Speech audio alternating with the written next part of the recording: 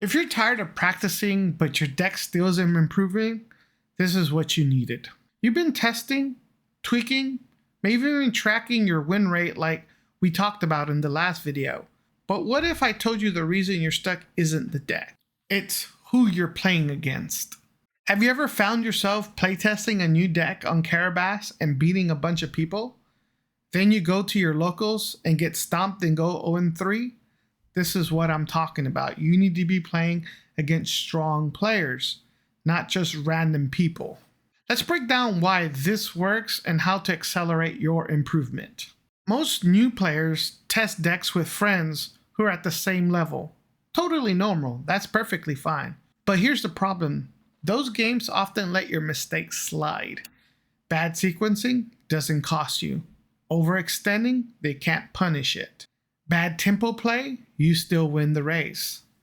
If you want to get better and be competitive in this deck, you need to expose yourself to stronger players. And yes, it stings at first, but you want your deck to break in testing, not in round 1 or 2 of your first major tournament. In our last video, we talked about how to play test, but here's the thing.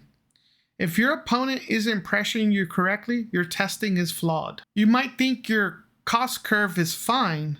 You might think your control suite is great, but in reality, you haven't been tested. You haven't played against a good player. Playing better players forces you to rethink what's actually working and what's just getting carried by weak competition. If you're learning something already, hit that subscribe button. We're building beginner-friendly guides to help you go from a casual games to confident wins, one video at a time. Bonus tip, after every matchup versus a strong opponent, just ask them one question. What would you cut from this list and why? You'll get gold every time. Here's something that nobody tells new players. Losing to better players is the fastest shortcut to getting good. Why, you may ask? Well, that's because you're learning how to play from behind.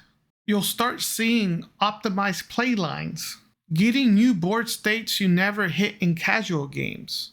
That's real testing. You'll leave those matches with a list of things to improve, not just a win-loss record. The best players treat practice like training. They review matchups from both sides. They stress test their weak matchups. They want their list to get cracked before tournament day.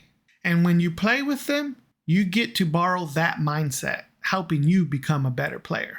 You'll pick up habits, card swaps, even sideboarding patterns that you didn't know existed. You'll have better understanding of matchups. You'll have better understanding of your weaknesses and how to overcome them and see what your opponent's going to be doing. They're not just beating you, they're building you. So you started playtesting, that's huge, but now it's time to level up. This week, ask someone stronger than yourself for a match, just one match. So you may be asking yourself, how do I find better players? You can always go to your local LGS and find some players that typically are always winning weekly play. These are some of the people you could start getting to know and start playing. You could also reach out to people in your local Facebook group, such as Your City, Star Wars Unlimited group, and see what people are there. There's usually a Discord that you can probably pop in some messages and ask people to jam some games in person or on Carabas. And then lastly, there's several content creators that have Discords. KTOD, there's the Garbage Rollers, there's my Discord. There's tons of channels or Discords out there that allow you to ask questions to people. There's some very good players out there. And ask them to play a couple games on Carabas so that you can get these reps in. Lose fast, learn faster. And next time, you'll see plays before they happen because you've been there. See you guys in the next one. May the force be with you. Peace.